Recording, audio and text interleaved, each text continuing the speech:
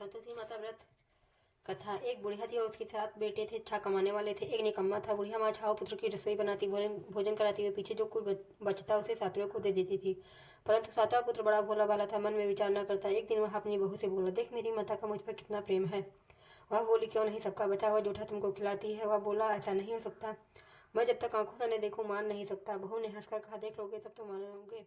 कुछ दिन बाद एक बड़ा त्योहार आया। घर में 7 प्रकार के भोजन और चूरमा के लड्डू बने। हुआ परीक्षा लेने के लिए सिर दर्द का बहाना बनाकर पतला कपड़ा सिर पर ओढ़कर रसोई घर में सो गया और कपड़े में से सब देखता रहा। छाव भाई भोजन करने आए। उसने देखा माँ ने उनके लिए सुंदर सुंदर आसन बिछाए। 7 प्रकार की रसोई पर उसी वह आगरा करके जिमाती रही। वह देखता रहा। छाव भाई भोजन जब कर उठे तब माँ ने उनकी जूठी थालियों में से लड्डुओं के टुकड़ों को उठाया और एक लड्डू बनाया। जूठन साफ कर बुढ़िया माँ ने पुकारा, उठ बेटा, छाव भाई भोजन कर गए, अब तो ही बाकी है, उठ भोजन कर ले। उसने कहा, माँ मुझे भोजन नहीं करना है, मैं परदेश जा रहा हूँ। माता ने कहा, कल जाना हो तो आज ही जाओ। बोला, हाँ हाँ आज ही जा रहा हूँ। यह कह वह घर से निकल गया। चलते समय बहू की याद आई। वह गौशाला में कंडे थाप रही थी।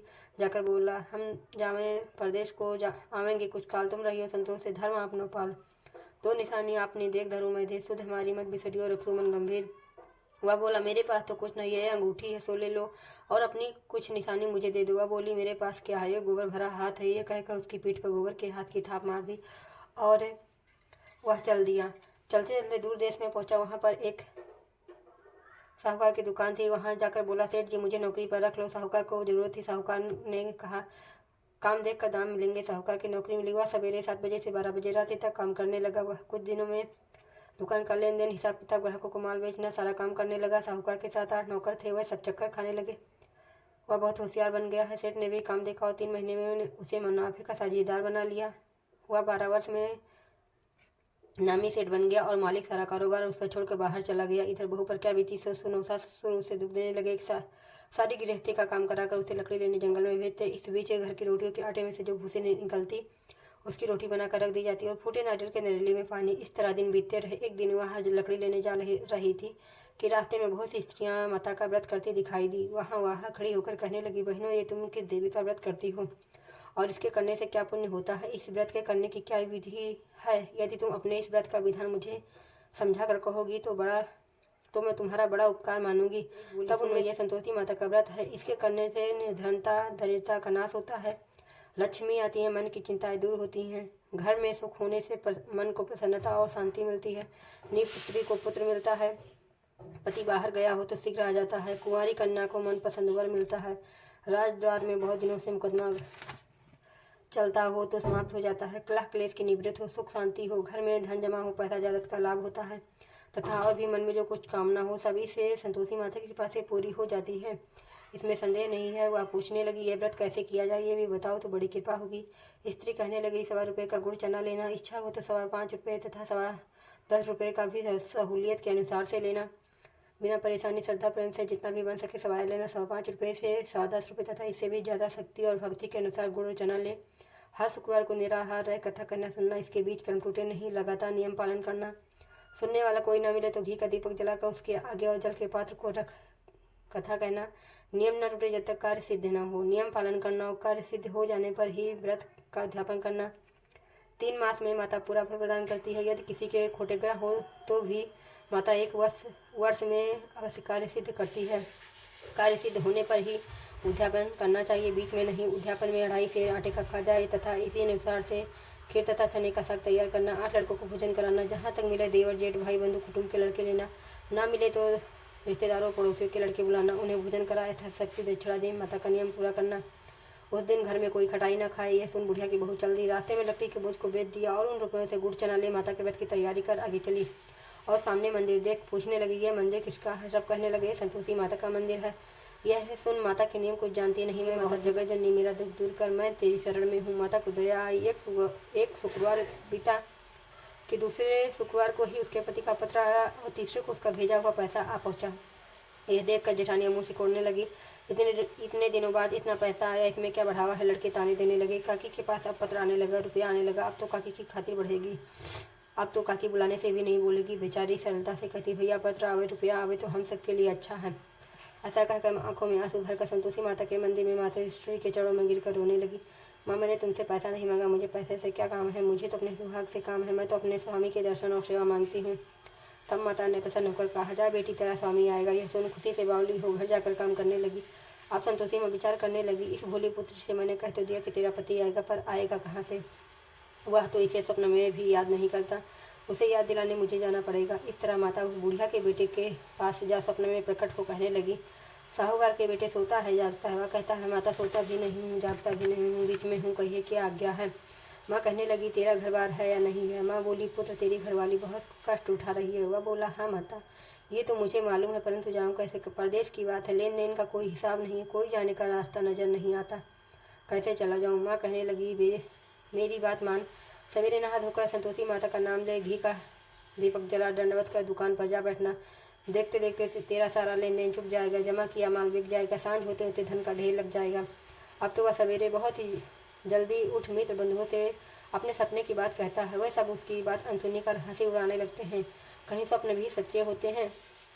एक बूढ़ा बोला, देख भाई, मेरी बात मान, इस तरह सांच या झूठ कहने के बदले देवता ने जैसा कहा है वैसा करने में तेरा क्या जाता है? अब बूढ़े की बात मान। नहा धोकर संतोषी माता को दंडवत कर घी का दीपक जला दुकान पर जा बैठा। थोड़ी देर में आकर देखता है कि देने वाले रुपया लाए, लेने वाले हिसाब लाए, कोठे में भरे सामानों के खरीदार नगद में सौदा करने लगे। शाम का धन का ढेर लग गया। मन में माता का नाम ले प्रसन्न हो घर जाने के वास्ते कपड़ा गहना सामान खरीदने लगा। यहाँ के काम से निपटा घर को रवाना हुआ। इधर उसकी बहू बेचारी जंगल में लकड़ी जो लेने जाती है, लौटते वक्त माता जी के मंदिर पर विश्राम करती है। वह तो उसका रोज रुकने का स्थान ठहरा। दूर से धूल उड़ती देख वह माता से पूछती, हे माता, ये धूल कैसे उड़ रही है? माँ कहती है, हे पुत्री, तेरा पति आ रहा है। अब तू ऐसा कर, लकड़ियों के 3 बोझ बना, एक नदी के किनारे रख, दूसरा मंदिर पर रख और तीसरा सिर पर रख। तेरे पति को लकड़ी का गट्ठा देख कर मोह पैदा होगा, वह यहाँ रुकेगा, नाश्ता पानी बना खा पीकर माँ से मिलने जाएगा। तो लकड़ी का बोझ उठाकर जाना और पीछे चौक में गट्ठा डालकर 3 आवाज़ें जोर से लगाना, लो सासू जी लकड़ियों का गट्ठा लो, भूसी की रोटी दो, नारियल के खोपड़े में पानी दो, आज कौन मेहमान आया है? माँ की बात सुनकर वह बोली, बहुत अच्छा माता जी, कहकर प्रसन्न मन हो लकड़ियों के 3 गट्ठे ले आई।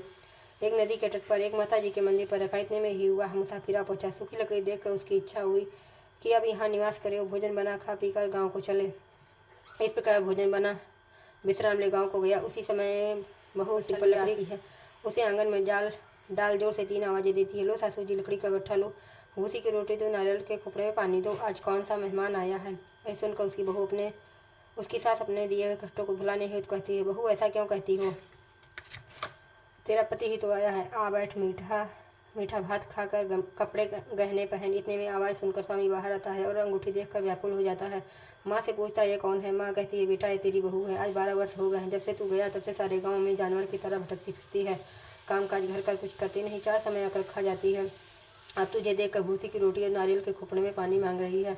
वह लज्जित हो बोला, ठीक है माँ, मैंने इसे भी देखा और तुम्हें भी, अब मुझे दूसरे घर की चाबी दो, मैं उसमें रहूँगा। ठीक है बेटा, जैसी तेरी मर्जी। यह कहे माँ ने चाबी का गुच्छा पटक दिया।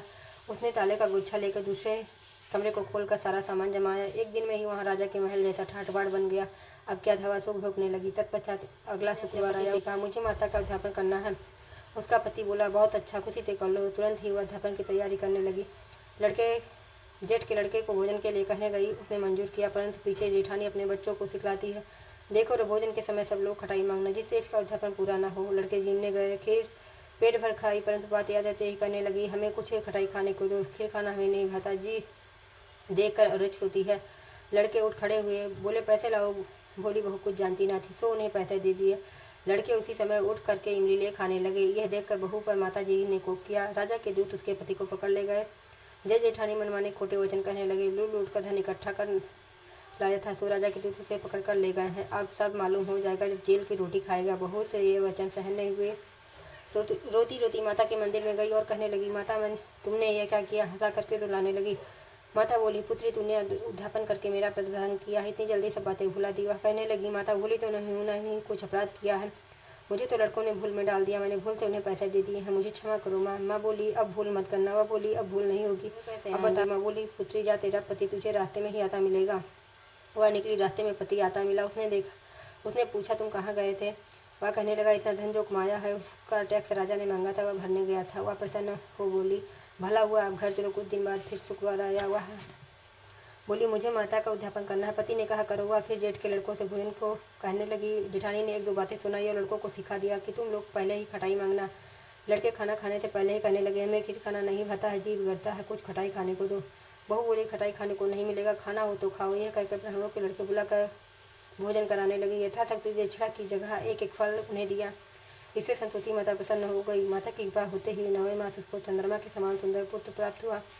पुत्र को लेकर प्रतिदिन माता जी के मंदिर को जाने लगी। माँ ने सोचा कि रोज आती है, आज क्यों ना मैं ही उसके घर चलूं, इसका आसरा देखूं तो सही। ये विचार कर माता ने भयानक रूप बनाया। गुड़ और चने से सना मुख, ऊपर से सूर्य के समान ओठ, उस पर मक्खियाँ भिनभिना रही हैं।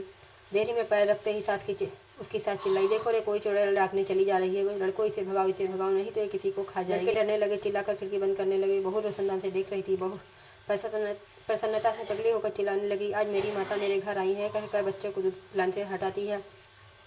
इतने में सास का क्रोध फूट पड़ा। मेरी बहू इसको देखकर कैसे उतावली हुई जो बच्चे को पटक दिया। इतने में माँ के प्रताप से जहाँ देखा वहाँ लड़के ही लड़के नजर आने लगे। बहू बोली, माँ जी मैं जिनका व्रत करती हूँ ये वही संतोषी माता है। इतना कह झट से सारे घर के किवाड़ खोल दिए। सबने माता के चरण पकड़ लिए और विनती कर कहने लगे, हे माता हम मूर्ख हैं, अज्ञानी हैं, तुम्हारे व्रत की विधि हम नहीं जानते हैं। तुम्हारा व्रत भंग कर हमने बड़ा अपराध किया है। हे माता आप हमारे अपराध को क्षमा करो। इस प्रकार माता प्रसन्न हुई। हे माता बहू को जैसा फल दिया वैसा सबको देना। जो ये कथा कहे या सुने उसका मनोरथ पूर्ण हो। बोलो संतोषी माता की जय। दोहा ग्रंथ करोड़न में कहा, ये सबका सार ब्रह्म सत्य जग झूठ है, जीवन ही ब्रह्मा निहार। जीवन से जीवित माता खेलत खेल ब्रह्म रूप पहचान लो, कटे जगत की जेल। इत शुक्रवार व्रत कथा।